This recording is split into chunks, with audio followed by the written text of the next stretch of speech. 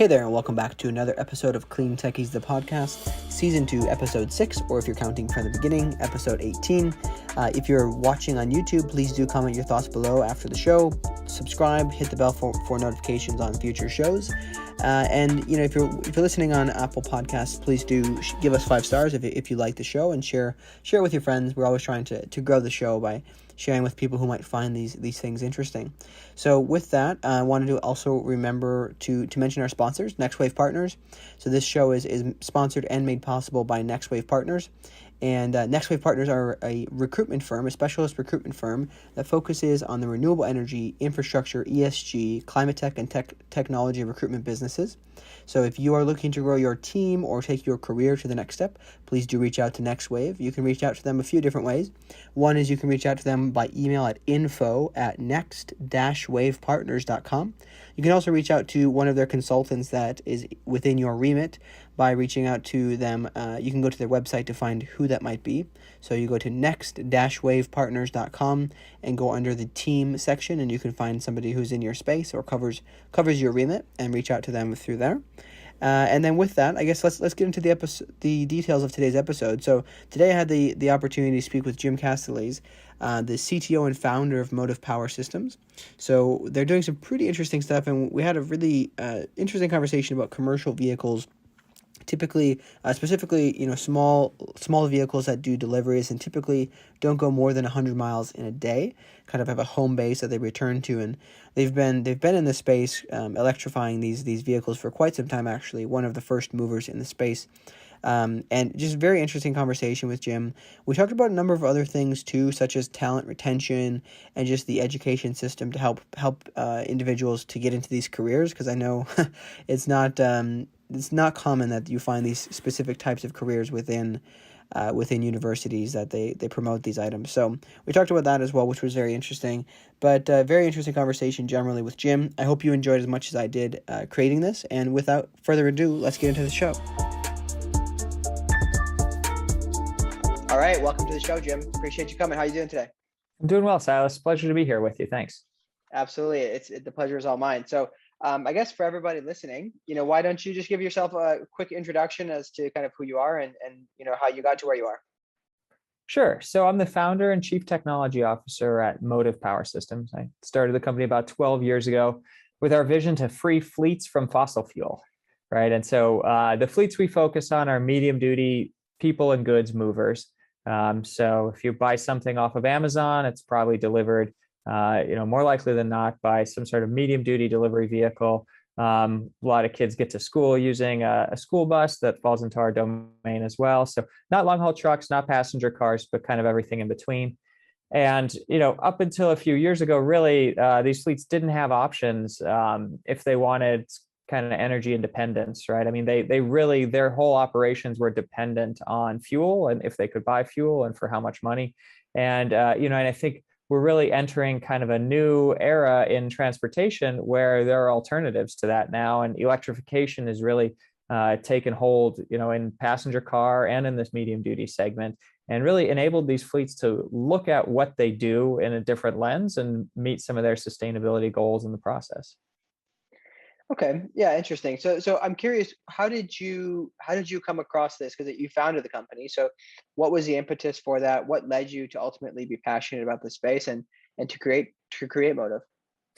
Yeah. So many years back, I was a grad student down the road at Stanford University, and there were some of my peers working on this solar car project, and then this startup called Tesla, right? And we saw Tesla and others and other startups focusing on electrification of passenger cars, and and I thought that was pretty interesting. But it struck me that trucks and buses use a lot more fuel, right? Probably 3/4 of the cost of a truck or a bus over its lifetimes is fuel. Passenger cars are maybe half and half. And it struck me that really we could make a big impact in energy independence and sustainability and climate change, looking at these larger vehicles, and that there weren't many people kind of working on them. And so, I kind of started Motiv with that vision of helping these fleets gain freedom from fossil fuel.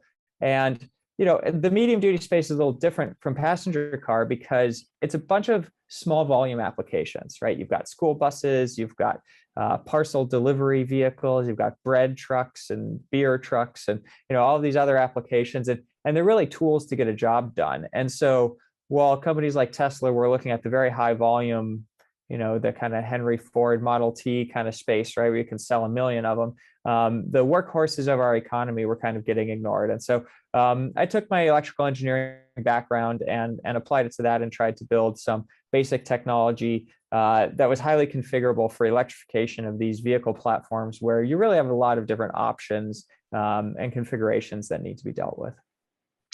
So talk to me a little bit about the beginning when you started. This was what, 10, 12 years ago? Yeah, about 12 years ago. So what technologies, what was there that you were able to use as a base kind of starting point, and what did you have to really like develop, and maybe walk us through some of those kind of phases within the development of the company? Yeah, so our first generation technology, we didn't even have connectors, right? There were no high voltage, high power connectors for these vehicles. So we ended up borrowing techniques from industrial systems like ring terminals and cable glands and such. And that's evolved over time. Now we can get connectors that move the power that we need. We can get orange cable, right? At one point, it was difficult to even get orange cable, which we use to signify, as a safety, indication. So, but I think what we've done historically at Motiv is leverage where the passenger car electrification movement has kind of gone first. And so like today, we use BMW i3 battery packs in our medium duty vehicles. So like these vehicles behind me here, like a school bus or a delivery truck, might use 3 of those packs. And so we're able to buy these great passenger car battery packs, but they're just not big enough for trucks, right? And they're not really designed to have 2 or 3 of them used on a vehicle. But working with the manufacturers, we've been able to figure out the hardware and software that's necessary to kind of do that integration and coordination, making sure they stay balanced and aren't parasitic to each other. So a lot of what we've done is the charge management and thermal management of these more complex systems, building on the building blocks that passenger cars have really brought to higher volume production. Okay. Yeah, that makes sense. Obviously, it's tough when you're completely carving out a new space within, especially physical products and manufacturing. You can't just whip it up in a day. I'm curious, what you mentioned some sorts of the clients you work for. Could you walk us through more of maybe some specific use cases and kind of the types of vehicles you work with, and which ones are really you can really help out with their fleets, and which ones are not so not the right fit at where you guys are at now? Yeah, so that's a great question. So one of our customers, the largest parcel mover in Canada, is a company called Purolator. A lot of people in the U.S. don't know them as well, but they operate a lot of vehicles, right? And so we've been operating vehicles with Purolator, and the drivers provide the same feedback we hear from most of our drivers, which is once they go to electric, they don't want to go back, right? Especially if they're stopping 200 times a day to deliver packages or something like that. Everything about electric makes that easier. Their knee doesn't hurt from brakes. Their lower back pain goes away. They don't smell like diesel at the end of the day. They can actually hear their radio station because the vehicle isn't making noise, and they can hear safety vehicles and people around the vehicle too. So there are real safety implications as well. Another one of our customers, the largest linen delivery fleets in the U.S. are all our customers. And so one thing that we've heard from linen delivery is sometimes their customers really want them to have a sustainable solution, right? The whole idea of linen delivery, you pick up the dirty linens, you launder them, and you return clean linens. It's actually kind of a cyclical economy and a very sustainable kind of business generally. And so it makes sense that they have been some of the leaders in adopting electric, sustainable green technology for their vehicles. And it doesn't hurt that they can now deliver linens to a hotel at 2 a.m. Without an idling diesel engine sitting outside somebody's window who's, calling down to the front desk to complain. So we find that generally customers or fleets generally that are doing local movement of people and goods, and so kind of return to base type of routes that are using their vehicles, their trucks or buses every day, because you want to use them every day because that's how you get the fuel savings and the cost savings. and they don't go more than, typically 100, 110 miles on a day. But you also don't want to only go 2 or 3 miles a day. Then you're not really saving much fuel. So, average 40, 50, 60, 70 miles, no more than 100 miles, and returning to a depot every night. Those are really great candidates for electrification. That technology is there today. You can go out and buy it from Motiv. You can buy it from other companies, and you can put them in your fleet, give it a try, see how it works. And if you're like, Pure Later and like Bimbo Bakeries, the world's largest bakery, they run a lot of our vehicles. Then you'll move through that pilot quickly and realize how much money you can save Hmm. by going electric.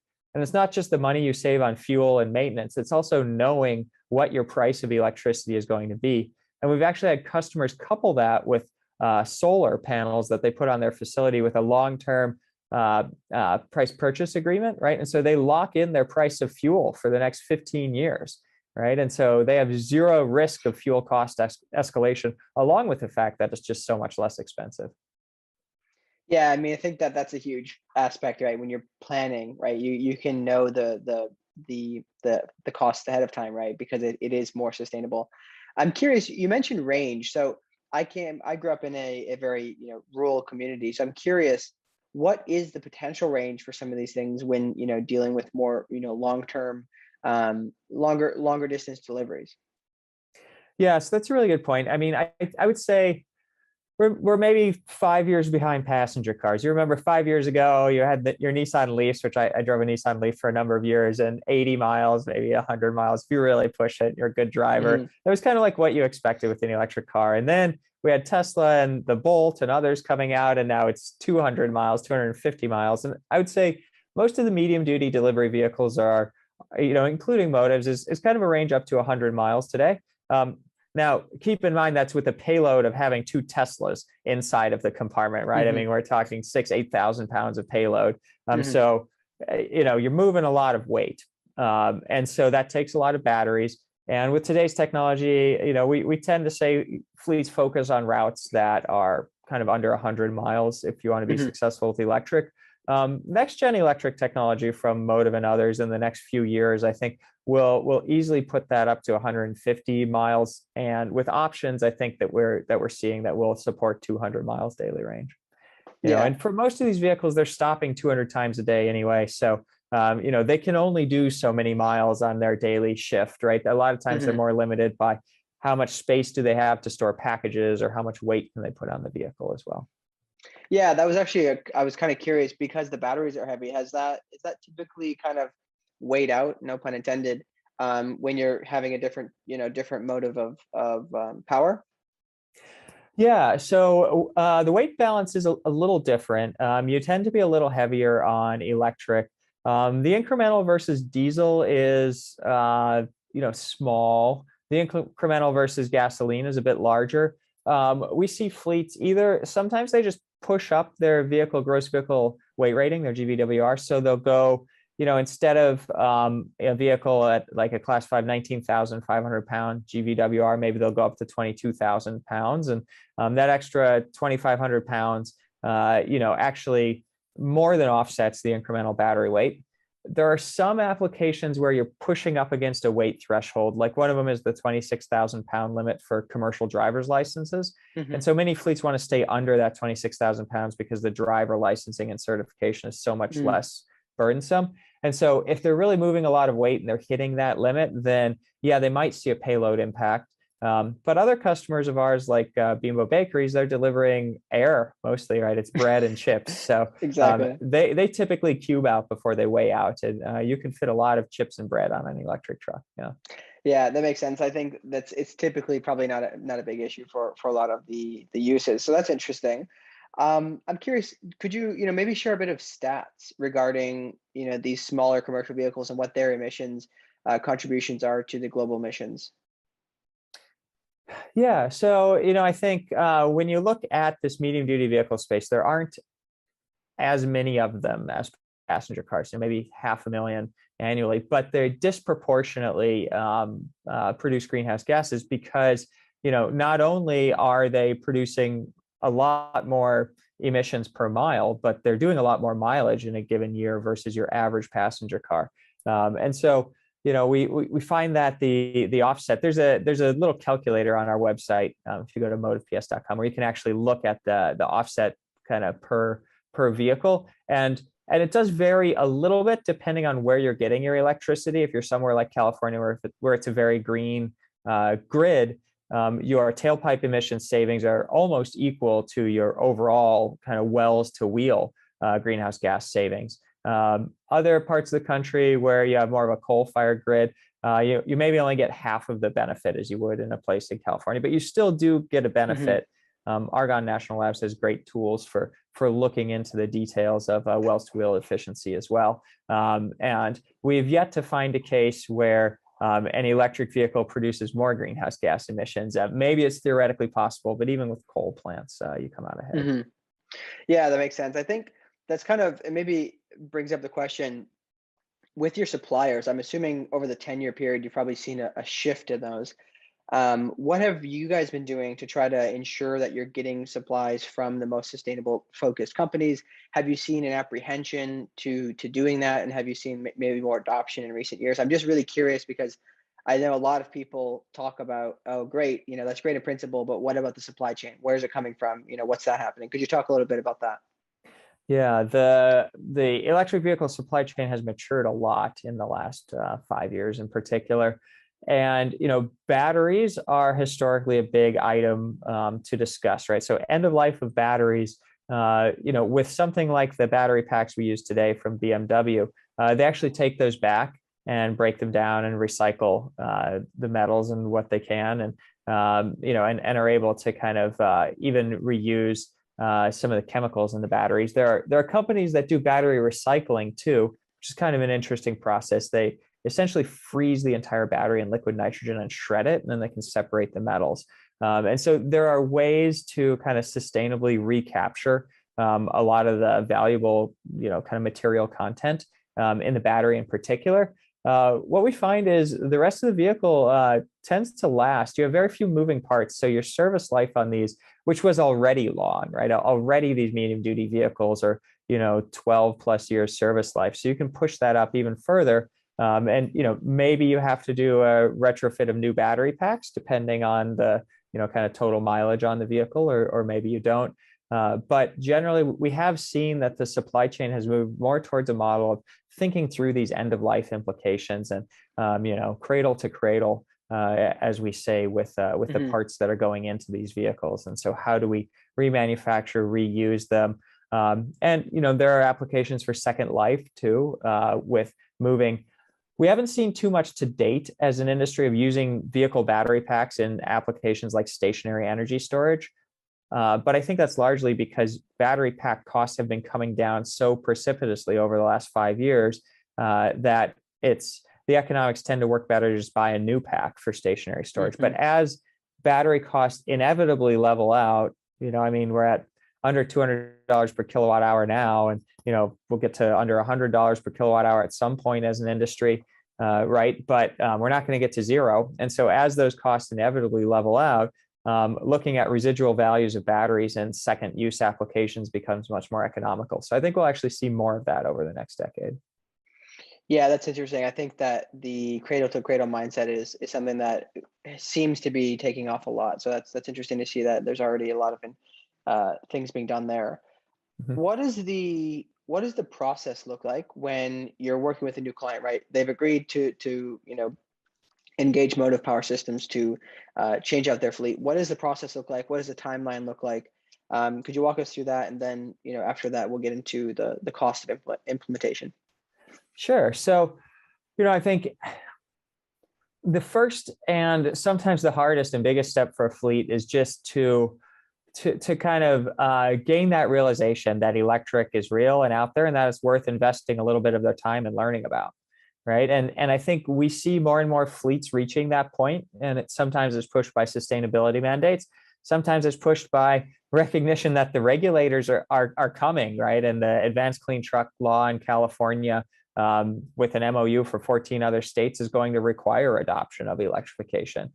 But I think once fleets kind of realize that that electric is worth spending a little bit of time on, they quickly learn that it can really be a way that they can also achieve some cost savings and kind of also reduce the uncertainty in their operating budget.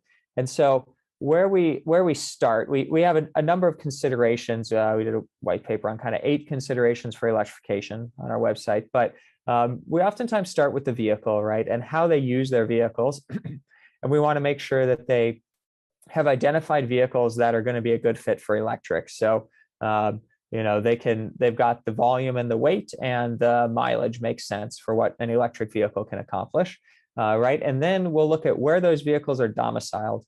Medium duty trucks usually spend 8 or more hours per day parked somewhere, like overnight, typically when they're not being used. Most of these vehicles are single shift operation. Some, like airport shuttles, are more like 20 hours per day usage, but most of them tend to be parked at a depot where they're being loaded, unloaded, cleaned, sitting there for 8+ hours. And so we want to evaluate that depot. That's the best candidate for where to recharge these vehicles, right? Because ideally you want to recharge a vehicle with a long dwell time, 8+ hours. And the reason why that's good is, for one, that's less stress on the battery. The longer you have to charge the vehicle, the less stressful it is on the battery. And that will prolong vehicle life.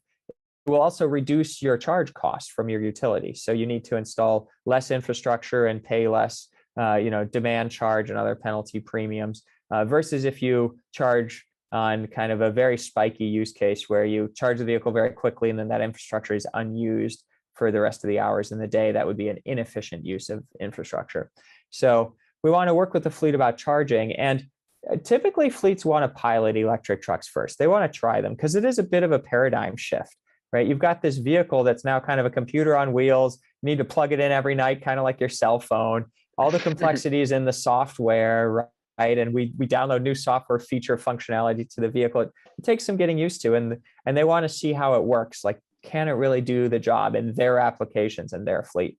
And so we've actually developed what we call our quick start package, which is good for a pilot in one depot where they want to deploy kind of 2 to 5 vehicles in a single depot. And what we'll do then is, after kind of identifying the routes and how these vehicles are going to be used and what body style they need, like, is this a step-in van or a box truck, or maybe it's a bus, maybe it's a school bus, and we do a pilot with a school district. We kind of work with them to make sure the vehicle gets specified correctly. And then, knowing how many hours they have to charge and their average route length, we can right size the infrastructure. Because if they're doing 5 vehicles and they just put in 5 charge stations at 20 kilowatts each, because that's the most that the onboard charger can accept, right? They're probably oversizing. They could be paying 2 to 5 times more for the infrastructure than they need to be. And so with our quick start package, we'll evaluate that. And oftentimes we don't need a major upgrade from the utility. They don't need a new transformer. They can run 2 to 5 vehicles on typical routes that they're doing every day without a major power upgrade to their facility. And so that enables a really kind of low barrier to entry. They're not dropping new transformers. We can get those charge stations installed quickly. And we can kind of wrap that whole package together for the fleet and allow them to pilot these vehicles. And once that goes well, which typically, as soon as you get the driver behind the wheel, then it goes well, because the drivers like these vehicles, right? Then we talk to them more about, well, what does it look like to put 50 vehicles in a depot, right? If they're a larger fleet, or maybe we want to do pilots in 5 other depots, right? And try different regions and learn how these vehicles run in the cold, right? We have a cold weather prep package, which is pretty important if you're running these vehicles in Michigan winters, as we've learned, because we want to invest a little bit extra in insulation and the right heating systems to be able to efficiently keep the driver comfortable in the winter. And so we work with fleets through those larger deployment issues where maybe they do need to drop a new transformer, but let's make sure it's the right size of transformer. And let's look at how you're using that infrastructure when the vehicles are gone. Do you want to use that infrastructure for solar panels or stationary storage and backup to provide a little bit of blackout resiliency for your facility, right? And so what emerges is really what I see as the depot of the future, right? Where you've got electric trucks that are assets. They're assets when they're moving, delivering product, but they're also assets when they're sitting at the depot, providing energy services alongside solar and maybe stationary storage, right? And so, this really kind of turns every fleet into an energy management company. And that's a bit of a paradigm shift, but I think it really opens up a lot of opportunities for fleets to kind of think through what their operations are going to look like in 5 to 10 years, and how these electric trucks, can really be optimized for their use case as a fleet. Yeah, I mean that's very interesting. I think that's a very thorough process, and it sounds like you've obviously developed that over probably a number of objections, right? And have developed this to be a relatively smooth process. Now I'm really curious to know what does it really come out to in terms of the return on investment? Because I'm assuming that there's definitely a strong incentive to do this on a fleet wide, deployment aside from just environmental reasons. Yeah, so oftentimes for the initial pilots, we work with the fleet to identify incentive funding, which is great because a lot of time, because without incentive funding, these electric trucks, they are positive payback. They do have a total cost of ownership that's less than internal combustion, but the payback period can be kind of long. It can be 5, 7, 10 years, depending on their route profile and use case. And so to convince fleets that they should make a long-term investment like that, that's one of the primary goals of the pilot. And so states like California and New York and other states have incentives for these fleets to try out electric vehicles. Once they're ready to go to scale, then we bring in financing tools like vehicle leasing, and other kind of tools like that that enable fleets to kind of get comfortable with a longer payback period. And in exchange for that, they get a lot of certainty in their operating costs, and they get the sustainability, the driver benefits, of going electric. And so it's kind of where the industry is. I think we'll see in the very near term that costs are coming down, right? With maybe the exception of this past year and all of the automotive supply chain issues. Generally speaking, the costs of electric vehicles are coming down dramatically, passenger car and medium duty truck. And so we're going to see more applications become open to electric, economically speaking, even than what are today, as the vehicles can do more daily mileage and the costs come down as well. But even today, we find that the vehicles have a positive total cost of ownership. It's just sometimes a longer payback depending on the use case. Yeah, that's interesting. I think that's an objection a lot of people say, oh, they're not really profitable unless unless there's credits, right? But I think that ultimately we have to think about it from perspective of we haven't even refined all the technology and it's still positive, right? So Yeah. imagine what it can be once you adopt it and then you have more opportunity for refinement. I also think that was very interesting. You mentioned the depot of the future. That sounds really cool. But I think that it shouldn't be overlooked, right? I mean, you mentioned the resilience with the power grid. Could you talk about maybe some of the other fringe benefits of this, implementing this for the businesses besides just the fleet? Yeah, I think when we look at a depot of the future, it's an energy depot, right? And we're looking at consumption and use of energy. And so, marrying electric trucks with solar cells, solar panels is one of my favorite matches, right? Because then you're literally running your trucks on sunshine, right? Who doesn't like that idea?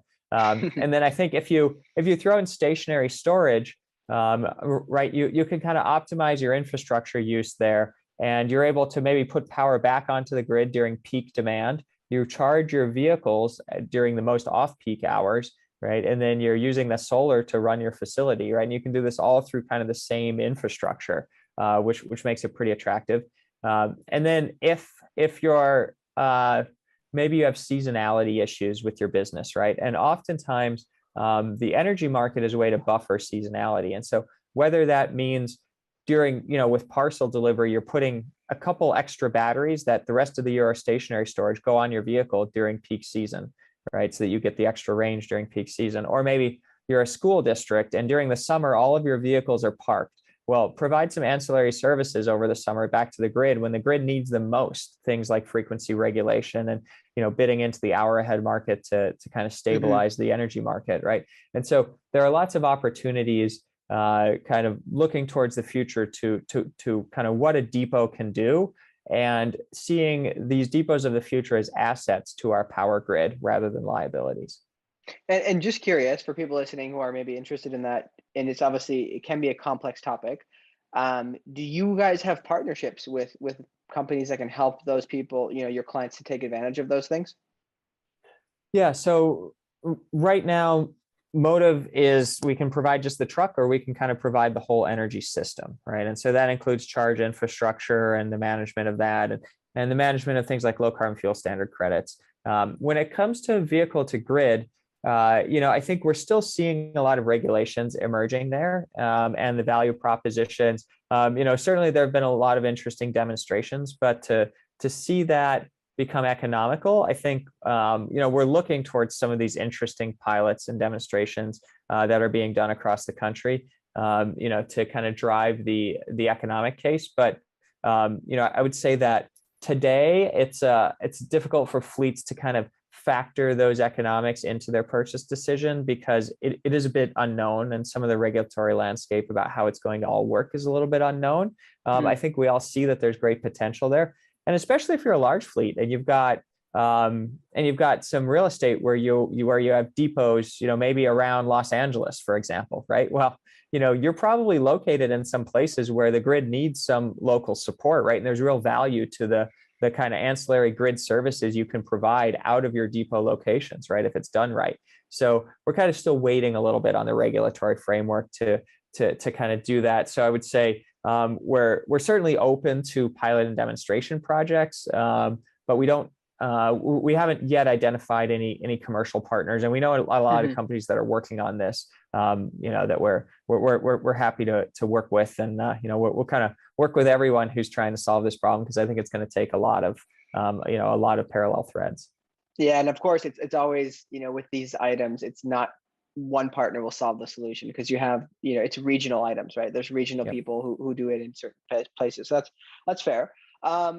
Just curious, you talked about regulation a little bit. Do you see that regulation landscape is going to be changing in the near future? Because I know obviously New York, I think it's New York and California are typically the tip of the iceberg with those.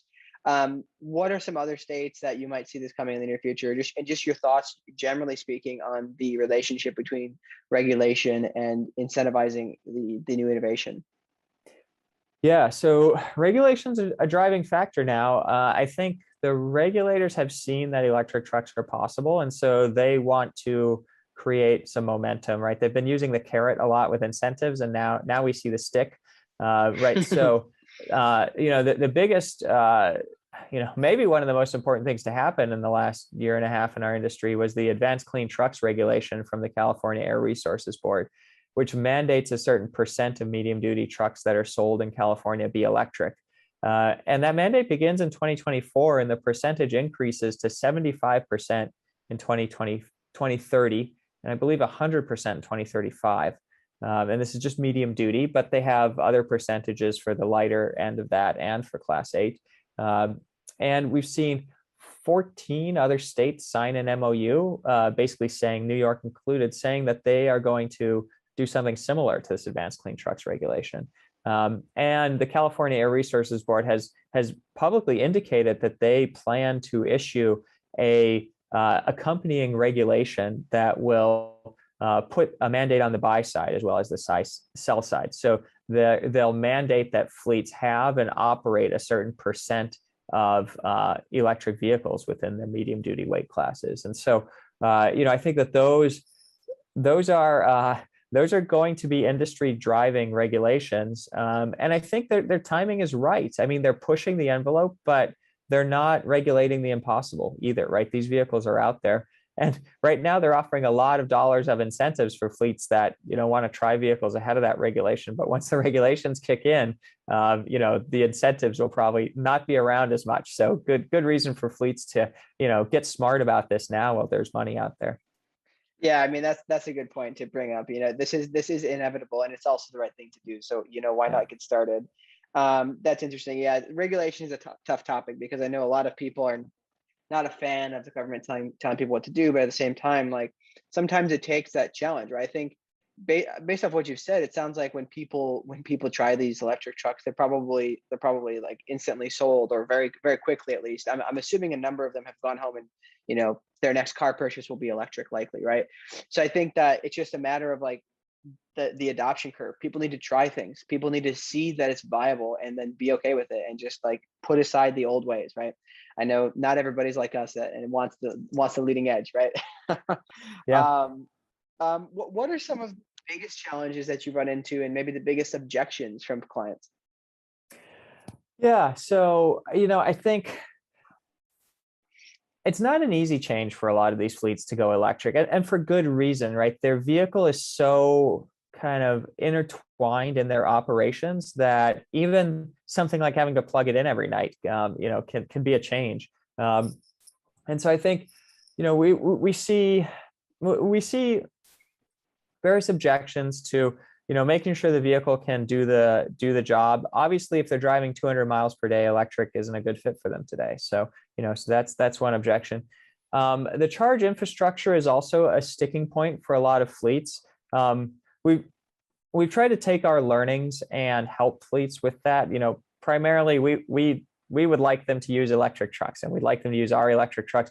And so we'll help with the infrastructure and the charge stations and provide the whole system, because it makes it easier for them. And also it avoids one of the big after sales problems, which is the call that is, my truck isn't charging and I don't know why, right? Like, we want to avoid that, because the problem is the fleet doesn't really know who to call. Do they call the charge station provider or the vehicle provider? Because the charge station will say, well, all the other vehicles charge on our station. And the vehicle provider will say, our vehicle charges on all the other stations, right? And so they're kind of left to try and sort this out. And unfortunately, it does happen where we have these compatibility issues, despite everyone being compatible with the J1772 standard. It's not such an airtight standard that there aren't compatibility issues. And so, one piece of advice for fleets would be, either find someone who can kind of bring you the whole system, right? Then you have one person that's responsible, one company that's responsible for the whole system, or find a project manager who has done it before, who can integrate all the pieces of the system and will be around to support you after the system is deployed. Because you don't want the project manager to evaporate and then you're left trying to figure out, which piece interfaces with which piece. Because you've got vehicles, you've got charge stations, you've got the work with the utility, if you need utility upgrades. And so, we designed this quick start package now to make it easy so fleets don't have to become experts in utility and infrastructure upgrades just to try a pilot. I make no promises that they're not going to have to learn a lot about energy if they want to convert their whole fleet to electric, right? But at least pilot and try these vehicles out, without necessarily having to do that.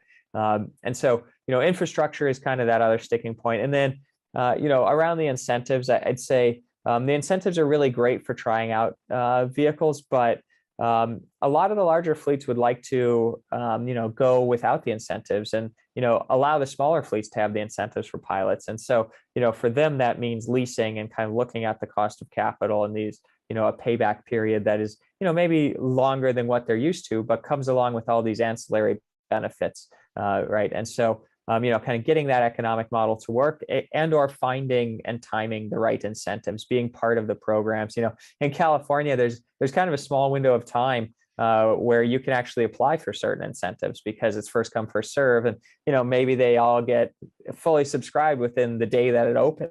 And so, if you decide you want an electric truck a week after that, well, you're going to have to wait if you want incentive dollars. So, timing the incentives is maybe the last one that I'd mention. Yeah, I think that's a tough one. I mean, the idea of regulation, there can't be just free money for everybody, right? They need to have some caps on it, but there's so many people, right, who really could stand to benefit from it, and unfortunately, they have no clue what's going on, right? Because they don't have the infrastructure, the talent to track those changes. So that's interesting. By the way, do you have any partners or resources that people can typically track those major changes within the small to medium fleet sizes? Yeah, so we we have a whole part of our sales and marketing team that focuses on incentives and tracking them and providing details there. But there's like CalStart is another nonprofit that does this.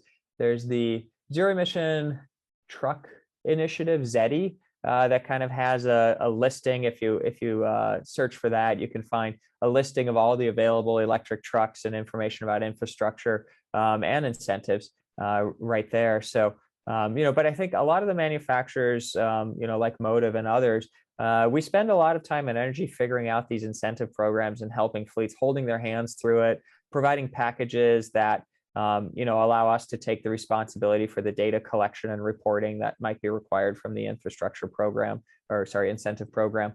So I think reaching out to some of the vehicle manufacturers is another good way, to kind of jump into that knowledge stream. And obviously we're fully aligned with, conveying that information to all the fleets. We certainly want them all to know about the incentives. So, but CalSTART and others do that as well. Yeah. And you can always look at the California Air Resources Board website and the, hybrid and electric voucher incentive program. It's the big California one. Yeah. Got it. Interesting. Very cool. Well, I guess just a couple other things here. What do you find the role? I've noticed that this is a theme with a lot of people I've talked to on here, is sometimes these new technologies, again, they're so new that typically universities are they're not a model that really changes their curriculum quickly per se. And there's a lack of talent coming out of universities that are interested in these spaces, have no idea these things exist. What do you see with the future of education potentially? And are there any things you are doing to partner with universities to try to help and encourage people to get degrees and to study in fields that will help them to be able to become innovators in this space in the future? Because I'm assuming the talent isn't always easy to find. Yeah, I think we primarily have engineering in Bay Area, Silicon Valley of California, and also in the Detroit area, right? And our engineering base is kind of tech meets trucks, right? We pull from both of those pools, and when it comes to kind of training new engineers to be able to solve these problems, we've done some partnerships with universities. We're just launching another project next week with the University in Southern California, my alma mater, actually, Harvey Mudd College. And they train a lot of engineers in this field. Some of the Bay Area universities as well, my other alma mater, Stanford, and that other one across the Bay, whatever that one is, Berkeley, obviously. We like those schools too, and they train a lot of good engineers. I do think it's kind of interesting because the universities are seeing this kind of almost renewed interest in power and the power grid, and three-phase power engineering, and power electronics. And where in the past maybe there was more of a focus on kind of chips and some of the low-level power, and things that are needed for cell phones and communications and all those skill sets we still need, obviously, but EVs have really unlocked this whole new kind of skill set of large, heavy power systems, right? Where we're talking in, kilowatts, not microwatts. And so it's an interesting engineering domain and discipline.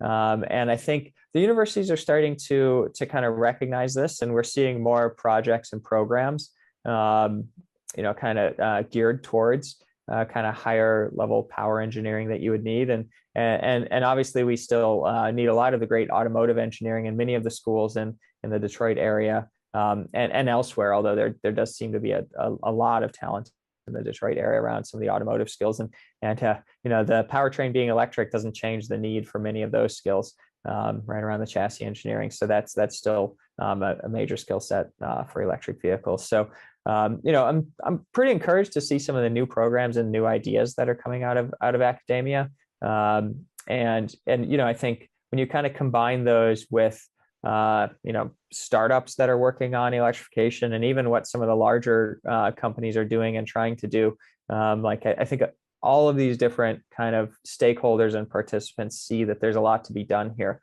right? And so it's a pretty exciting time in that regard.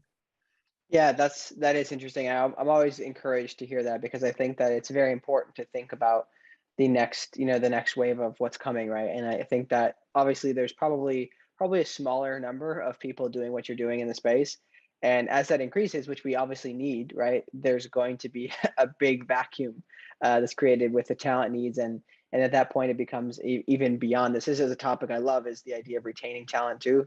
So I think that then it's like, now you're the expert and now people are going to want to take from your group of people. So how can you retain that and everything? But that's maybe a different podcast. It's a real, just to speak to that though, I mean, it is like, certainly, I'm quite proud when we bring in a new college grad and they learn all about electric vehicles and electrical engineering, or, whatever their field is. And then, in a few years, they're now professionally developed to a place, and they go and we seed talent into other companies. Like I don't think that that's a bad thing, and I don't mind being part of that ecosystem. I think our primary mode of both attracting and retaining talent is the mission-driven nature of what we do at Motiv, right? If you're passionate about freeing fleets from fossil fuel, then Motiv's going to be a great place for you. You're going to love it here, right? If you're not interested in that vision of the future, right, you're going to find Motiv to be a frustrating place. But that's one of the most fun things. Like I don't come into the office as much as I used to in the last year, right? Unfortunately, but I love being around our team because you just feel that energy, and I think that that's why people come here, right? Because we find that a lot of people really do. They've got one career at a time to have, right? And they want to put it somewhere they care about. Yeah. Exactly. Yeah, that's something I've definitely noticed in a lot of, especially young people, is there has to be more than just the dollars and cents of the job. So one last thing that came up in that discussion of education was when a company electrifies their entire fleet, what is because I know there's obviously a lot of these fleets probably have in-house mechanics to handle stuff. What does that transition look like? Are they able to be educated to just kind of change roles? I know it's obviously very different, mechanical versus electrical. So what does that look like?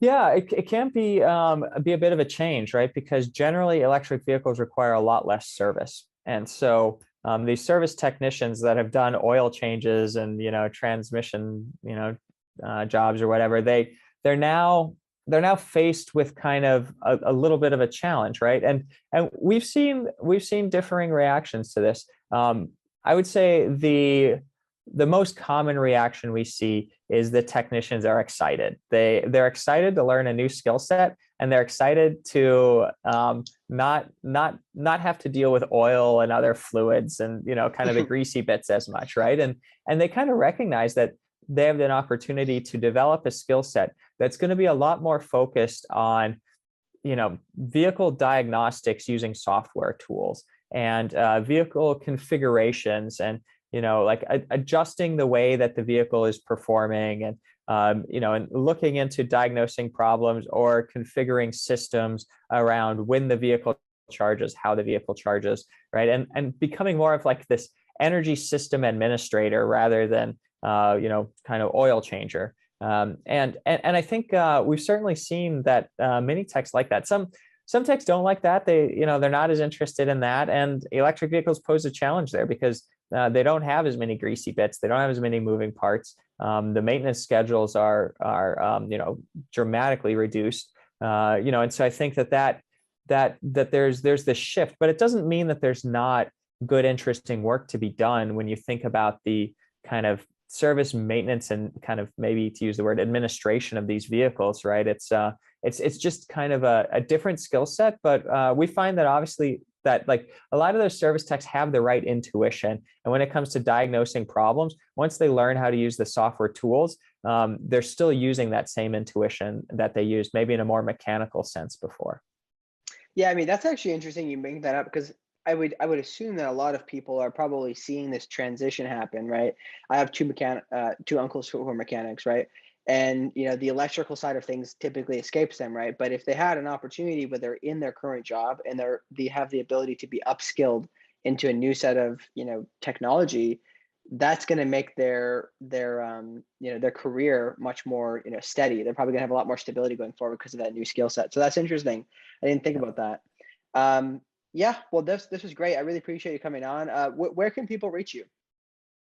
Well, Silas, the best way is probably via email. It's just my first name, Jim, at MotivPS, MOTIVPS, it's in powersystems.com. So that's probably the easiest. And yeah, I would look forward to to hearing from people who are interested in electrification. And really appreciate you spending some time on the subject and having me here with you.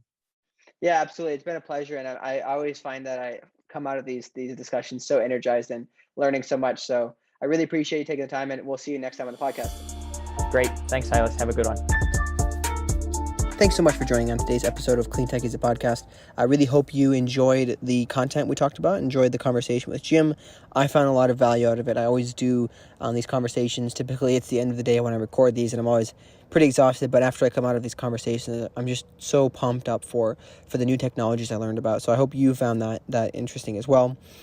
Please do, if you found out about this through social media or if you're watching on YouTube, share your thoughts. I'm always very curious to hear any questions you have or things maybe I missed, just ways to improve the podcast that we can help people to understand kind of what it is that they're looking to know, because obviously I have the opportunity to speak with these individuals, so very glad to pass along any important questions. Please, you can reach out to me. There are various ways. I'd say probably the easiest way would be through Twitter at Silas Maynor, or you can join my Slack channel, the CleanTechies Slack channel, and you can reach out to me there. Also, as mentioned earlier, please do share with any friends or maybe business owners who could particularly be find this technology useful.